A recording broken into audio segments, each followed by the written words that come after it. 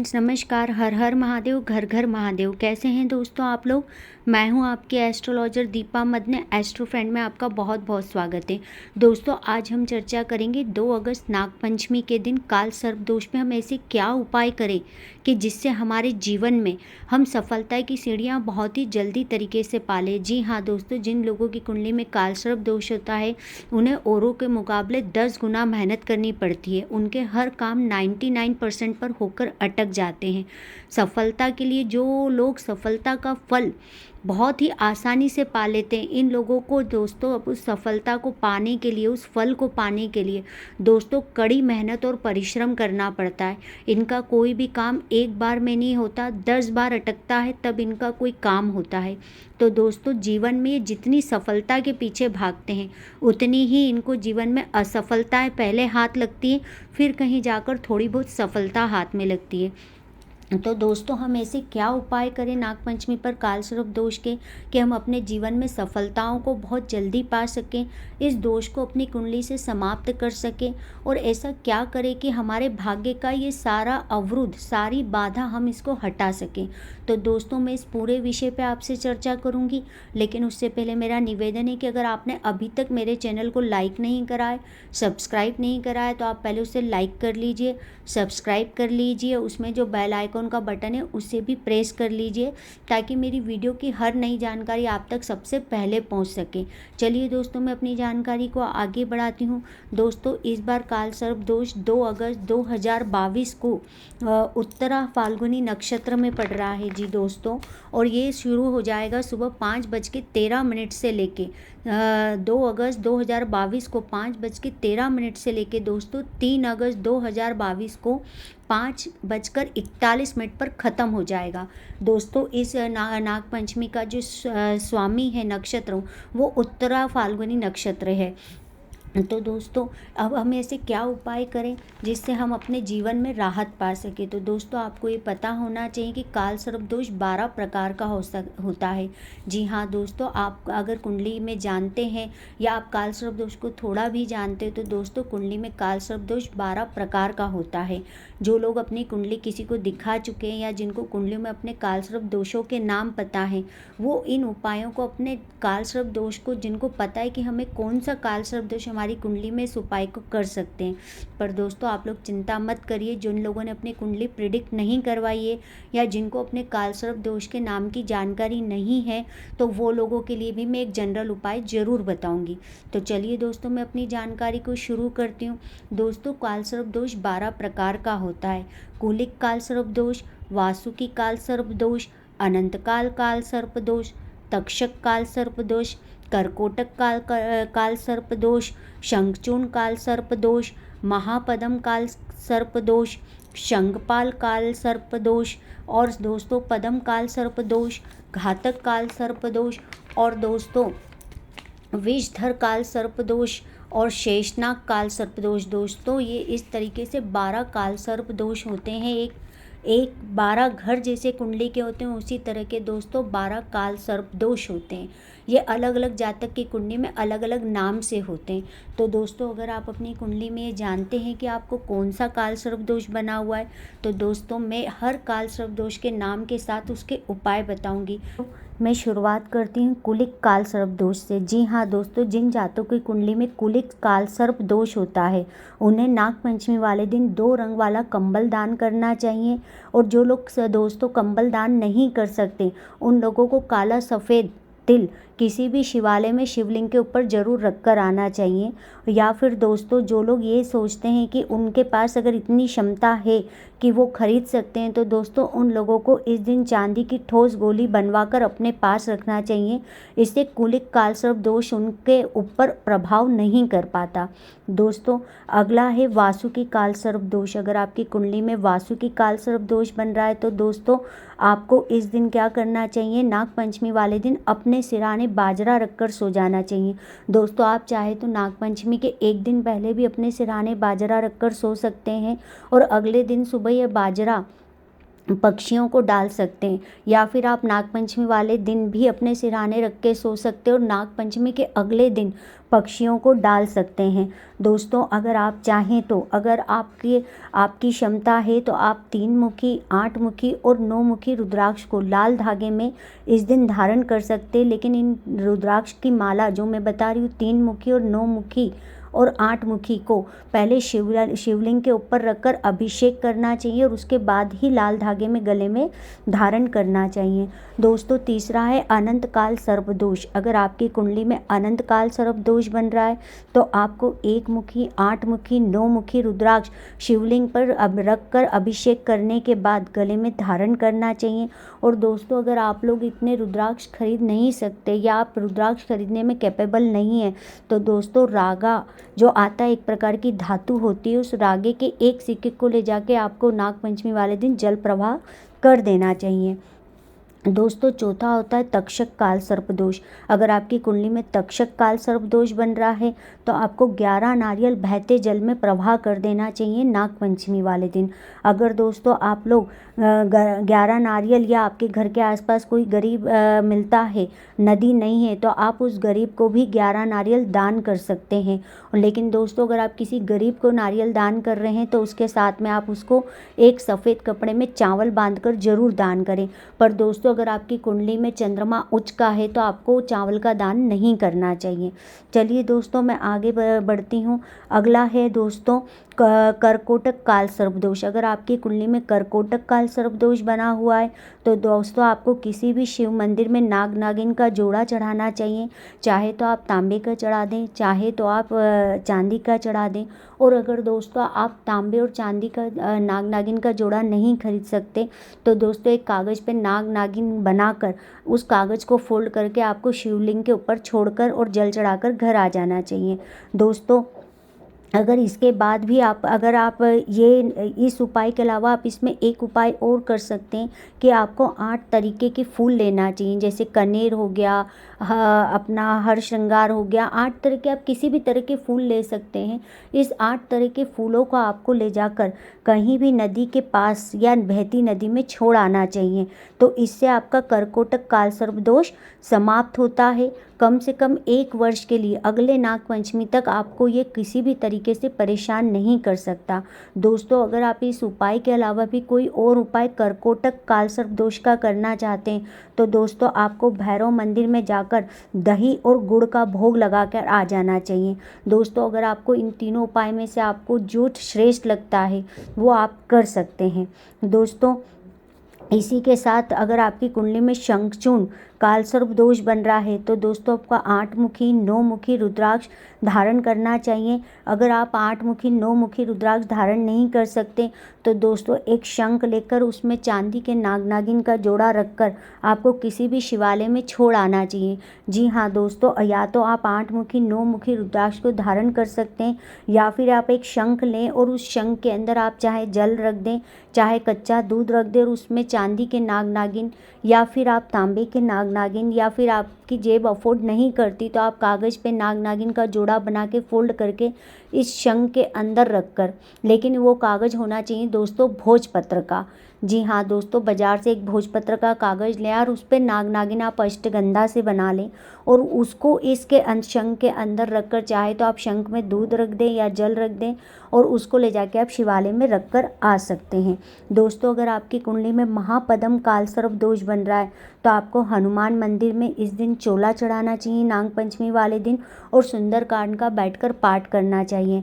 आप चाहे तो इस पाठ को अपने परिजनों के साथ मिलकर धूमधाम से भी कर सकते हैं और अगर दोस्तों आप इतना नहीं करना चाहते तो आप दोस्तों एक गदा भी इस दिन हनुमान जी को चढ़ा सकते हैं। जी हाँ दोस्तों, अगर आपकी कुंडली में महापद्म काल सर्पदोष बन रहा है और आप अगर चाहें तो अगर आपके पास इतना समय नहीं है कि आप सुंदरकांड का पाठ कर सकें तो दोस्तों आपको एक अपनी छोटी बड़ी जैसी इच्छा हो वैसी हनुमान जी की गदा लेनी चाहिए और वो हनुमान जी को अर्पण करना चाहिए नाग पंचमी वाले दिन। और दोस्तों आपको अगर इसके अलावा भी कुछ करना है तो आप किसी ज़रूरतमंद को, अगर ये भी नहीं कर सकते तो इस दिन किसी ज़रूरतमंद को भोजन करा दीजिए।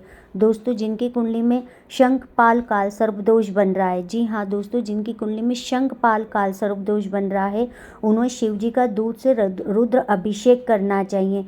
या अगर उनके पास इतना समय नहीं है कि वो दूध से रुद्र अभिषेक कर सके या मंदिर में इतना समय दे सके, तो दोस्तों उन्हें 400 ग्राम साबुत बादाम इस दिन जल प्रवाह कर देना चाहिए।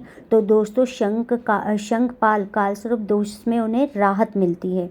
दोस्तों, अगर आपकी कुंडली में पद्म काल सर्प दोष बन रहा है, जी हाँ दोस्तों, अगर आपकी कुंडली में पद्म काल सर्प दोष बन रहा है तो दोस्तों आपको 40 दिन तक सरस्वती जी को नीला पुष्प चढ़ाना चाहिए। अगर आप मंदिर जा सकते हैं तो ठीक, या फिर आप अपने घर पे नागपंचमी के दिन से एक सरस्वती जी की तस्वीर ला के रख लीजिए दोस्तों, और उस तस्वीर पे रोज़ नीला फूल आपको 40 दिन, 43 दिन या 41 दिन तक कम से कम आपको ज़रूर चढ़ाना चाहिए। अगर दोस्तों आप इतना नहीं कर सकते तो आपको किसी भी शिवालय में एक विद्या का पौधा लगा देना चाहिए।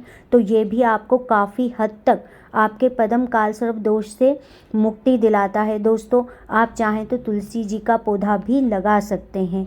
और अगर दोस्तों अगर आप खुद इस सरस्वती जी को रोज़ नीले फूल नहीं चढ़ा सकते तो दोस्तों अगर आपके घर के आसपास नागपंचमी वाले दिन कहीं भी सरस्वती जी का मंदिर है तो वहाँ पर आपको सरस्वती चालीसा की पाठ की किताबें उस मंदिर में ज़रूर वहाँ पे आने जाने वाले भक्तों को 7, 10, 11, 21 अपनी क्षमता अनुसार आप बांट सकते हैं।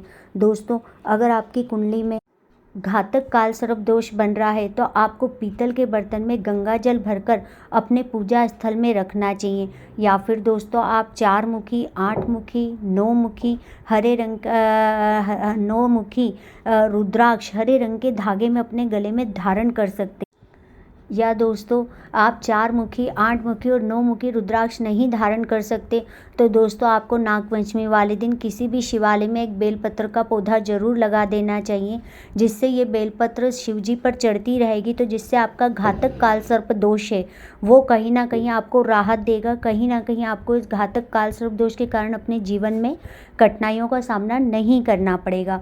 दोस्तों, अगर आपकी कुंडली में विषधर काल सर्प दोष बन रहा है तो दोस्तों आपके परिवार में जितने सदस्य हैं उन सबके से एक जितने सदस्य, जैसे 4 हैं, 2 हैं, 3 हैं, 12 हैं, 8 हैं, आपके जितने सदस्य घर में हैं उन सदस्यों का एक नारियल लेकर सबको नदी में जल प्रवाह करके आ जाना चाहिए। या उन सदस्यों के नाम के जितने 8 लोग हैं, 7 लोग हैं, उनका हाथ लगा के उस नारियल को शिवालय की भूमि में छोड़कर आ जाना चाहिए। दोस्तों, अगर आपकी कुंडली में शेषनाग काल सर्प दोष बन रहा है तो दोस्तों नागपंचमी की रात को लाल कपड़े में थोड़ी सी सौंफ अपने सिरहाने बांधकर सो जाइए और सुबह नदी के पास इस सौंफ को जाकर छोड़ आइए।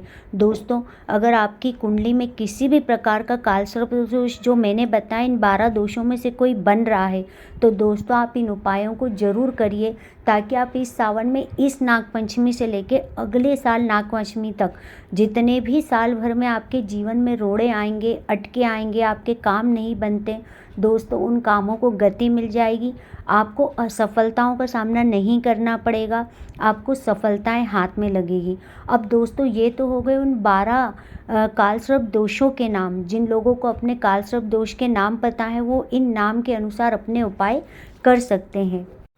पर दोस्तों जिनको अपने कुंडली में ये नहीं पता कि उनको कौन सा कालसर्प दोष बना हुआ है तो दोस्तों वो लोग एक जनरल उपाय कर सकते हैं। दोस्तों कालसर्प दोष की पूजा जो लोग करवा चुके हैं, जो मैंने 12 कालसर्प दोष बताए हैं, वो लोग भी इन अपने कालसर्प दोषों के नाम जानते हैं तो जो मैंने उपाय बताए उस नाम के हिसाब से दान पुण्य कर सकते हैं।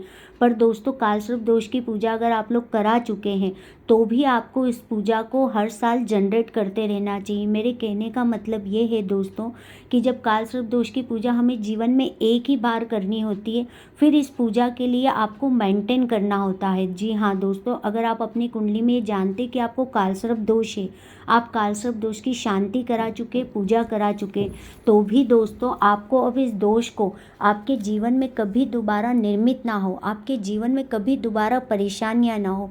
क्या होता है दोस्तों, जब हम एक बार पूजा करा लेते हैं कालसर्प दोष की, साल 2 साल हम अपने जीवन में 3 साल राहत पाते, 2-3 साल बाद हमारे जीवन में फिर परेशानियां आना शुरू हो जाती। फिर हम कुंडली प्रिडिक्ट कराने जाते हैं, फिर कोई नया पंडित हमको बोलता है कि आपको कालसर्प दोष है, आप फिर से पूजा करा लीजिए।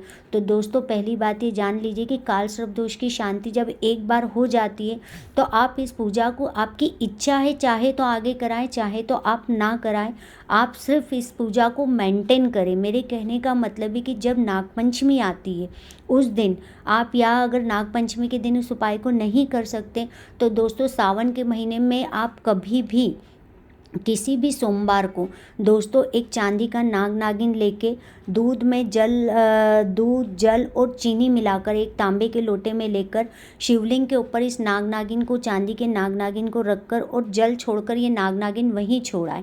जी हाँ दोस्तों, इससे आपके लिए, फिर आपकी कुंडली से पूरे 1 साल के लिए कालसर्प दोष जैसी समस्याएं से आपको निदान मिल जाएगा। दोस्तों ये उपाय जिनकी कुंडली में कालसर्प दोष है वो भी कर सकते हैं, जो ये नहीं जानते कि उनकी कुंडली में कालसर्प दोष है कि नहीं वो भी कर सकते हैं, और जो कालसर्प दोष की शांति करा चुके हैं दोस्तों उनको हर साल इस पूजा को दोबारा ना कराते हुए सिर्फ इस उपाय को करते रहना चाहिए, ताकि उनके जीवन से सारी परेशानियां दूर हो सके। अगर आप चांदी का नाग नागिन जोड़ा नहीं ले सकते तो दोस्तों आप तांबे का भी ले सकते हैं, पर सर्वश्रेष्ठ चांदी का नाग नागिन का जोड़ा होता है। दोस्तों इसके लिए आपको बहुत महंगा नाग नागिन का जोड़ा लेने की ज़रूरत नहीं है। तार जैसा आता है जो मोस्टली आपको 100 रुपये, 200 रुपये, 300 रुपये, आप जैसा लेना चाहते हैं, जैसी आपकी जेब आपको परमिशन दे, आप उस हिसाब से नाग नागिन का जोड़ा लें और शिवलिंग पर रखें और उसके ऊपर चीनी मिश्रित दूध जल का पानी चढ़ाकर और वो नाग नागिन का जोड़ा वहीं छोड़ाएं। तो पूरे वर्ष के लिए आपकी कुंडली से कालसर्प दोष का जो प्रभाव है वो हर साल कटता जाता है दोस्तों, और आपको जीवन में परेशानियों का सामना नहीं करना पड़ता। चलिए दोस्तों, इसी के साथ में एक और उपाय बता देती हूँ। जो लोग इस उपाय को भी नहीं कर सकते तो दोस्तों उनको ये पता है कि उनकी कुंडली में कालसर्प दोष है, लेकिन वो कालसर्प दोष कौन सा है वो उसका नाम भी नहीं जानते। वो ये भी नहीं जानते कि उनकी कुंडली में कालसर्प दोष की वजह से ये परेशानियां तो नहीं आ रही। लेकिन अगर मैंने जो परेशानियां बताई और आप अपने जीवन में देख रहे हैं तो दोस्तों नागपंचमी वाले दिन आपको गोमूत्र से अपने दांत जरूर साफ करना चाहिए। जी हाँ दोस्तों, जिन लोगों की भी कुंडली में कालसर्प दोष बना हुआ है उनको नागपंचमी वाले दिन थोड़े से गोमूत्र से अपने दांत साफ करना चाहिए। इससे पूरे वर्ष के लिए उनकी कुंडली से कालसर्प दोष शांत रहता है। तो दोस्तों अगर आप अपने जीवन में इतने व्यस्त थे कि आप इतनी पूजा पाठ, इतना दान पुण्य आप हर साल नागपंचमी को नहीं कर सकते, या आप अपने जीवन में इतना समय नहीं निकाल सकते, तो दोस्तों इसका एक और विकल्प होता है कि हम इसका एक यंत्र पहनाते हैं। जी हाँ दोस्तों, कालसर्प दोष का एक यंत्र होता है जो हम लोग देते हैं, वो इतने जाप करके, इतना सिद्ध करके आपको दिया जाता है कि जब आप इसको गले में धारण करते हैं ना दोस्तों, तो किसी किसी को तो 2 दिन, 3 दिन, 12 घंटे, 24 घंटे, 48 घंटे, जितनी आपकी कुंडली को हम जितनी जल्दी सुधार लेते हैं उतनी जल्दी उसका इफ़ेक्ट दिखना शुरू हो जाता है दोस्तों। कुछ लोगों के इसमें दोस्तों अगर कुंडली बहुत ज़्यादा डैमेज हो जाती, मेरे कहने का मतलब है कुछ लोग इस यंत्रों को हमसे 40-45 की उम्र में लेते हैं, जब तक तो उनके जीवन का आधा पड़ाव वो सिर्फ संघर्ष करके निकाल चुके होते हैं दोस्तों। उसके बाद इसको धारण करते तो जब इसको वो धारण करते हैं तो वो लोग भी अपने जीवन में फ़र्क देखते हैं कि उनके जीवन में धीरे धीरे फ़र्क आना शुरू हो जाता है। पर दोस्तों अगर आप जानते हैं कि आपके बच्चे की कुंडली में कालसर्प दोष है, या तो आप उसका शांति कराते रहें, या आप ये दान पुण्य करते रहें, या आप इतना नहीं कर सकते, तो दोस्तों हम जो यंत्र देते हैं उस यंत्र को धारण करने के बाद आपको असफलताओं का सामना नहीं करना पड़ता। दोस्तों ये असफलताएं आपकी नौकरी से संबंधित हो, आपकी शादी से संबंधित हो, आपके बच्चे से संबंधित हो, आपके विवाह से संबंधित हो, कहीं भी जब हम ये यंत्र धारण करवाते हैं किसी को तो उसको इन चीज़ों में, इन तरीक़ों से इतने आसानी से वो निकल जाता है कि उसको असफलताओं का सामना नहीं करना पड़ता दोस्तों। अच्छे रिश्ते, अच्छी जॉब, अच्छा बच्चा, अच्छा ससुराल और अच्छा जीवन, आप लोगों को खुद ब खुद आपके सामने आने लग जाते हैं, आपको मार्ग दिखने लग जाते हैं, आपको सही रास्ते दिखने लग जाते हैं और आपके जीवन में सही डिसीज़न भी आप ले पाते हैं। दोस्तों, अगर आप चाहें तो मैंने आपको इतनी अच्छी जानकारी दी, या तो आप इन उपायों को करते रहिए, या हम जिन लोगों को ये यंत्र देते हैं वो यंत्र बहुत सिद्ध करे हुए रहते हैं, बहुत जाप करने के बाद आप लोगों तक पहुंचते हैं। तो दोस्तों, अगर आप चाहें तो इन उपायों को भी कर सकते हैं और आप चाहें तो इस यंत्र को भी धारण कर सकते हैं। दोस्तों, मैंने दोनों ही जानकारी आपको दे दी है। आपको अगर मेरी जानकारी पसंद आई हो तो आप इस जानकारी को ज़्यादा से ज़्यादा अपने दोस्तों और रिलेटिव के संग शेयर करिए, ताकि दोस्तों वो भी कालसर्प दोष जैसी जो जंजीरें उनके पैर में बंधी हैं और वो असफलताओं का सामना कर रहे हैं, तो दोस्तों वो भी अपने जीवन में सफलता पा सकते हैं। अब दोस्तों, मैं उम्मीद करती हूँ कि मेरी जानकारी आपको पसंद आई होगी। धन्यवाद दोस्तों।